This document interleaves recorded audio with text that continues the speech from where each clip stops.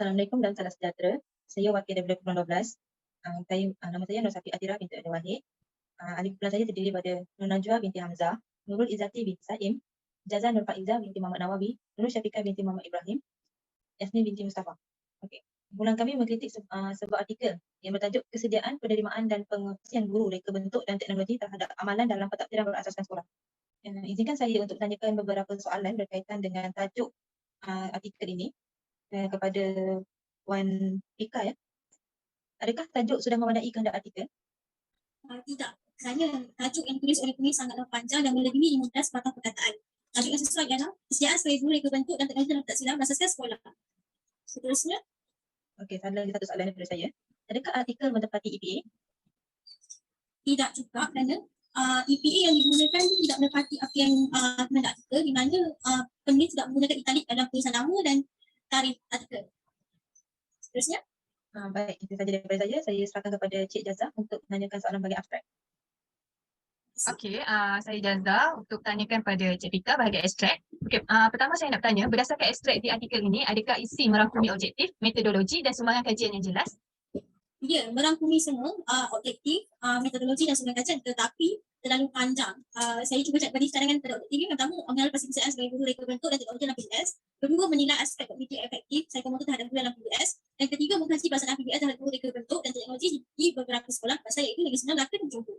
Seterusnya juga pada sampel metodologi, penulis menggunakan sampel kajian dan analisis. Sampel kajian yang digunakan oleh penulis juga secara awak, di mana sukar untuk membaca dan memahami. Dan seterusnya analisis yang digunakan oleh penulis juga menggunakan SPS, PSS dan di mana sangat rumit untuk pembaca-pembacanya. Seterusnya juga, sumbangan kajian tidak berapa jelas dan sukar untuk dipahami. Seterusnya. Okey, untuk soalan yang kedua, dalam artikel ini, adakah terdapat kata kunci bagi memudahkan pencarian artikel? Artikel ini mungkin mempunyai kata kunci, tetapi kata kunci yang ditulis oleh sangatlah panjang dan sukar untuk membaca mencari artikel ini dengan mudah. Di mana penulis perlu ringkaskan kata kuncinya. Seterusnya. Soalan saya yang terakhir, apakah kritikan untuk keseluruhan ekstrak? Okey, kritikan keseluruhan ekstrak ini, penulis perlu diubah sesuai dengan susunan maklumat yang lebih tersusun secara berperingkat bagi memberi gambaran awal kajian yang dibuat oleh penulis, dan penulis juga perlu menitik beratkan kesinambungan ayat yang betul. Ekstrak juga perlu jelaskan keseluruhan kajian ini dan tidak perlu mengeluarkan sebarang analisis data kerana pada penerangan yang bawah akan mengeluarkan data. Okay, terima kasih. Terima kasih.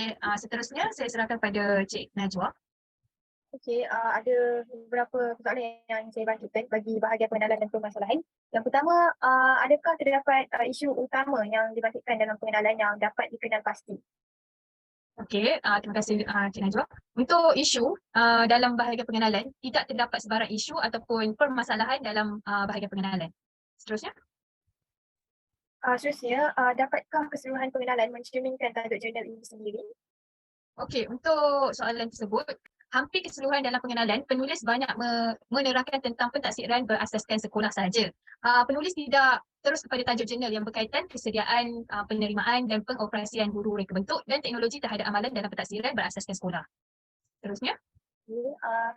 Dan akhir sekali mungkin persoalan saya adalah mengenai adakah struktur ayat yang digunakan oleh penulis mudah dipahami oleh pembaca? Okey, untuk struktur ayat, boleh tengok pada dalam jurnal perenggan 3 baris yang nombor 3. Okey, di dalam jurnal ni dia mengatakan PBS bagi mata pelajaran reka bentuk dan teknologi wajib dilaksanakan oleh murid tahap 2 iaitu tahun 4, 5 dan 6 berpandukan pada dokumen standard kurikulum dan pentaksiran di SKP yang telah disediakan yang mengandungi kriteria pencapaian yang berasaskan setiap kelompok standard kandungan dan standard pembelajaran yang ditetapkan. Bagi pendapat saya, yang tu tak perlu untuk kedua kali. Mungkin boleh tukarkan kepada perkataan dan. Dia akan menjadi lebih cantik lah ayat tu dekat situ dan pembaca lebih mudah untuk fahami saja. Ya, terima kasih. Mungkin ada persoalan lain bagi pengajar lain? Okey, seterusnya saya nak tanyakan kepada Nurul Izzati. Ya, saya. Okey, soalan saya, dalam artikel ini, adakah terdapat sorotan kajian? Silakan. Okey, secara mata kasarnya untuk bahagian sorotan kajian tiada poin khas ataupun poin utama untuk bahagian sorotan kajian ini. Jadi tiada kritikan bagi sorotan kajian. Seterusnya. Okey, seterusnya. Apakah cadangan kajian lepas atau sorotan kajian yang berkaitan dengan artikel ini? Silakan. Okey, hasil daripada pembacaan saya, dapat saya berikan satu kajian lepas yang berkaitan dengan artikel ini di mana kajian daripada Fahri Abdul Halil dan Muhammad Isyak Awang tahun 2016 yang bertajuk isu kesediaan guru dalam melaksanakan pentadbiran berasaskan sekolah. Di mana melalui artikel ini adalah merupakan kertas konsep kertas konsep yang membincangkan mengenai isu-isu kesediaan guru dalam melaksanakan PBS. Hasil daripada kajian tersebut mengatakan bahawa guru yang mempunyai pengetahuan dan kemahiran akan mempunyai kesediaan yang tinggi dalam melaksanakan PBS. Jadi daripada kajian lepas tersebut, persamaan yang dapat dikaitkan dengan artikel kritikan ini adalah mengenai tahap kesediaan. Jadi persoalan dan permasalahan daripada kajian lepas yang tadi mengatakan bahawa guru yang mempunyai pengetahuan dan kemahiran akan mempunyai kesediaan yang tinggi dalam melaksanakan PBS. Jadi adakah dengan mempunyai kesediaan yang tinggi, adakah guru ni dapat menerima pentadbiran beraskar sekolah ini, dan adakah pentadbiran beraskar sekolah ini dapat dilaksanakan dengan baik oleh guru. Jadi berdasarkan daripada persoalan tersebut, boleh dijadikan sebagai sorotan kajian bagi artikel kritikan ini. Jadi seterusnya kepada soalan seterusnya. Okey, selanjutnya kepada soalan yang lain. Okey, saya ingin bertanya kepada Cik Yasmin bahagian metodologi. Apakah kesemua bahagian dinyatakan? Ada yang tertinggal? Ada. Untuk dalam metodologi sepatutnya dimulakan dengan reka bentuk, seterusnya prosedur, seterusnya populasi kajian, dan seterusnya prosedur pengumpulan data, dan akhir sekali adalah analisis data. Yang tertinggal dalam metodologi adalah reka bentuk. Dia tak nyatakan reka bentuk jenis apa yang dipilih. Reka bentuk kuantitatif ataupun kualitatif. Dia tak bagi tahu.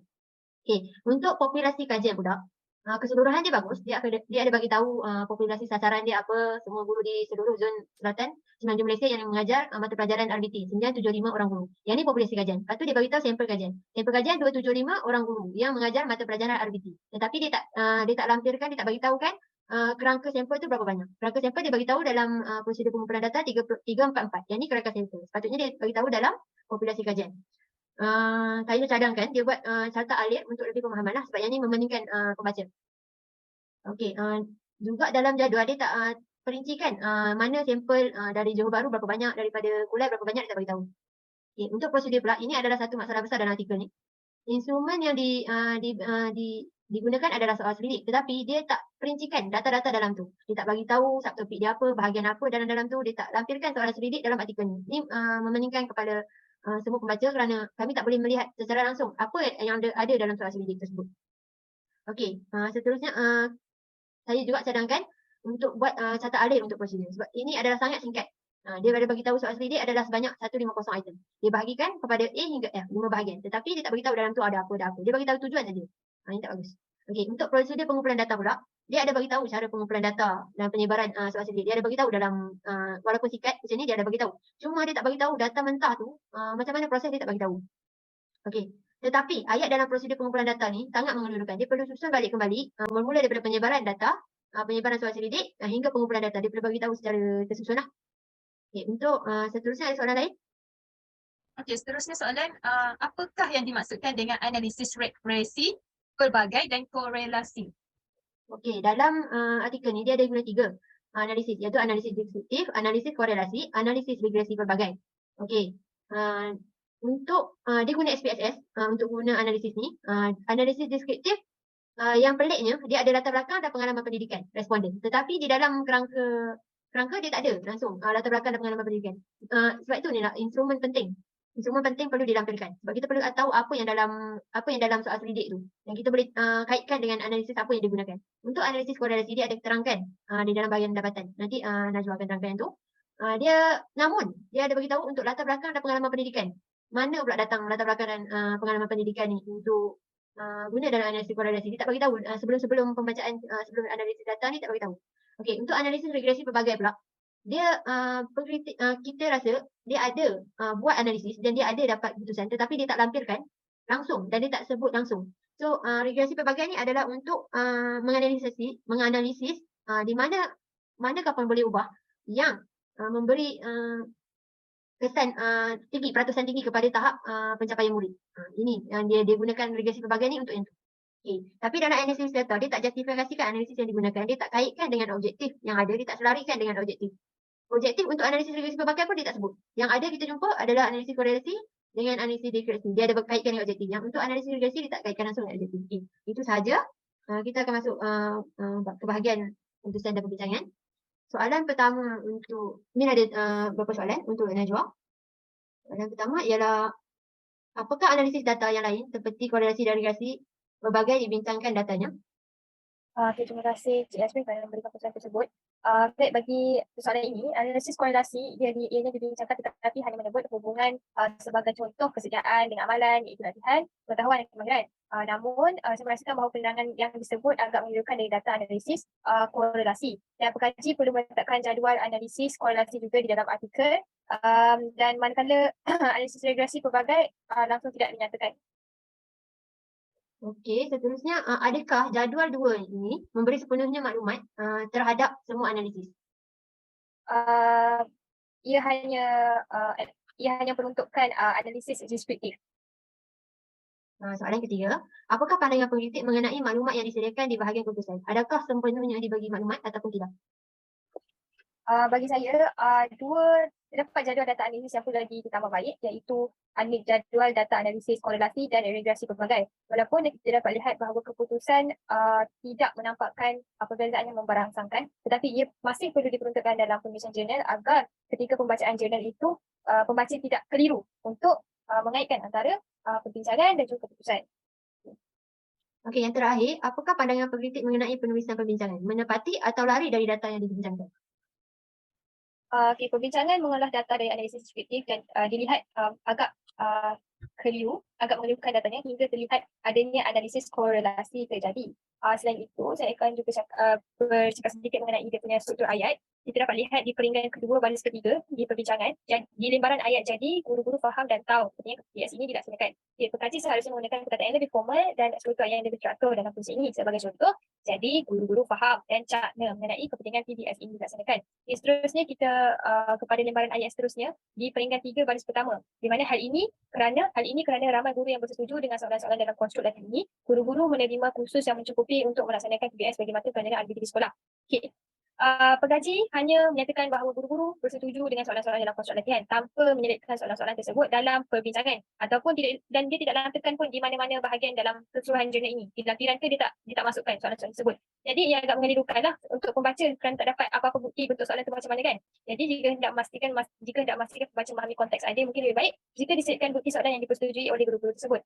Okey, kita bergerak kepada peringkat ketiga baris keempat di lembaran ayat di mana guru-guru juga mendapati bahawa kursus pelaksanaan PBS yang diterima membantu guru dalam melaksanakan PBS dan jurulatih ketika kursus tersebut mempunyai pengetahuan yang luas tentang pelaksanaan PBS ini. Okey, dalam ayat ini ia agak mengelirukan pembaca dan menjurus kepada maksud yang berbeza. Bagi pendapat saya lah, ayat tersebut sepatutnya dirungkaikan menjadi dua ayat yang berbeza. Sebagai contoh, barisan guru juga mendapati bahawa kursus pelaksanaan PBS membantu guru dalam melaksanakan PBS. Nota.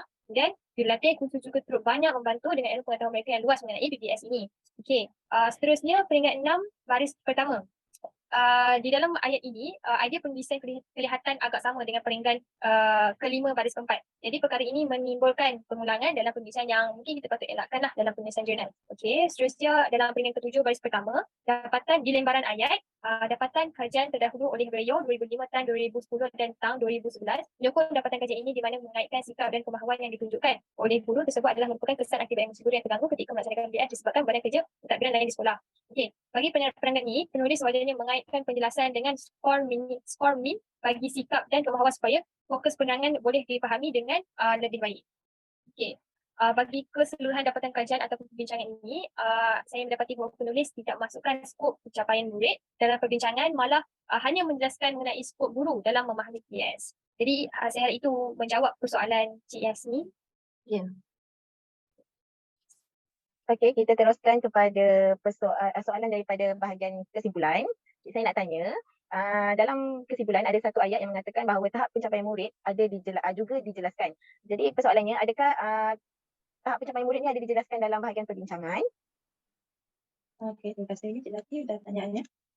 Sebenarnya dia agak mengelirukan atau bila tiba-tiba si penulis menyatakan berkaitan dengan pencapaian murid, namun berdasarkan hasil daripada pembincangan yang berulang kali, saya dan pengkaji sendiri menggunakan analisis regresi pelbagai namun tidak dinyatakan datanya dalam artikel. Kalau kita sidik balik daripada penjelasan rakan-rakan tadi, kita dapat lihat bahawa memang penulis memang tidak menjelaskan berkaitan dengan pencapaian murid.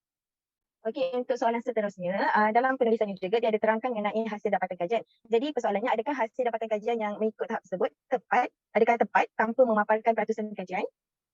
Okey, sebenarnya adalah tidak kerana pengkaji sendiri menggunakan kaedah SPSS. Kalau yang seperti mana kita tahu, sebenarnya SPSS menunjukkan peratusan dalam setiap perkiraan ataupun secara nombor. Tapi pengkaji tidak menyatakan dalam lampiran atau sebagainya. Dan pengkaji juga tidak menggunakan tahap, tapi pengkaji tidak menunjukkan cara pengiraan tahap dan penentuan tahap tersebut dijelaskan. Okey, untuk soalan seterusnya, adakah betul cara penjelasan kesimpulan menggunakan analisis korelasi? Okey, di dalam kajian ini pengkaji mengkaji hubungan antara amalan guru RBT semasa pelaksanaan PBS dengan kesediaan, penerimaan dan pengoperasian. Menurut saya, ini amat mengelirukan memandangkan sebagai contoh di bawah pengguna ubah kesediaan mempunyai tiga amalan cukup hanya guna analisis deskriptif. Saya mencadangkan mengkaji hubungan antara kesediaan, penerimaan, pengoperasian terjadi menggunakan analisis korelasi. Okey, soalan terakhir untuk bahagian kesimpulan. Dalam kesimpulan terdapat satu ayat yang mengatakan bahawa akhir sekali dapatan kajian menunjukkan tiada peningkatan dalam pencapaian murid sepanjang pelaksanaan PBS. Adakah analisis apa yang digunakan dan adakah analisis ini mempunyai objektif yang dinyatakan dan data yang telah diproses dan dinyatakan? Okey. Berdasarkan ayat yang dijelaskan tadi, analisis yang digunakan ialah analisis regresi pelbagai. Pengkaji sudah mendapat keputusan hasil pada analisis SPSS tapi tidak mengemukakan data tersebut dalam artikel ataupun lampiran. Objektif juga tidak dinyatakan di mana-mana bahagi tetapi disebut menggunakan analisis regresi pelbagai di analisis data dalam metodologi. Okey, baik. Kita beralih kepada soalan daripada untuk bahagian rujukan. Okey, untuk bahagian rujukan, adakah penulis menulis rujukan mengikut format APA? Okey. Ya, pengkaji menggunakan format APA dalam penyusun data dan mengasingkan mengikut jenis rujukan yang digunakan seperti yang kita boleh lihat dalam rujukan. Pengkaji mengasingkan mengikut jenis seperti penggunaan jurnal, penggunaan media, internet dan sebagainya. Okey, untuk soalan terakhir bagi bahagian rujukan, adakah penulis artikel ini dia menulis semua bahan rujukan yang digunakan dan adakah ia selari dengan penulisan?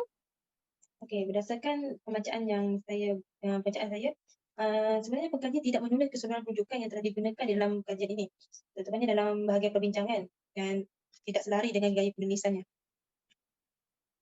Okey, baik. Saya buka untuk kritikan bagi keseluruhan artikel ini. Ada siapa yang nak bagi kritikan? Boleh. Berkaitan dengan struktur ayat dalam penulisan jurnal ini, saya rasa perlu diperbaiki kerana terdapat konteks ayat yang agak mengelirukan dan mungkin berulang. Okey, selain itu, informasi di bahagian perbincangan itu kelihatan agak terlalu padat. Jadi sebabkan itu pembahagian perenggan juga perlu lebih teraturlah mengikut data daripada responden memandangkan terdapat beberapa pembahagian iaitu kesediaan, penerimaan dan juga pengoperasian. Okey, saya nak tambah sedikit mengenai kritikan keseluruhan artikel ini. Dalam penulisan artikel ini terdapat juga beberapa bahagian yang mengalami kesalahan ejaan yang setelah diteliti dapat kita lihat daripada awal penulisan artikel terdapat beberapa perkataan yang di-highlightkan dengan berwarna merah. Itu adalah perkataan-perkataan yang mengalami kesalahan ejaan dalam anggaran 13 ataupun 14 perkataan macam tu. Okey, itu saja pematangan daripada kami mengenai tugasan kritikan artikel. Terima kasih.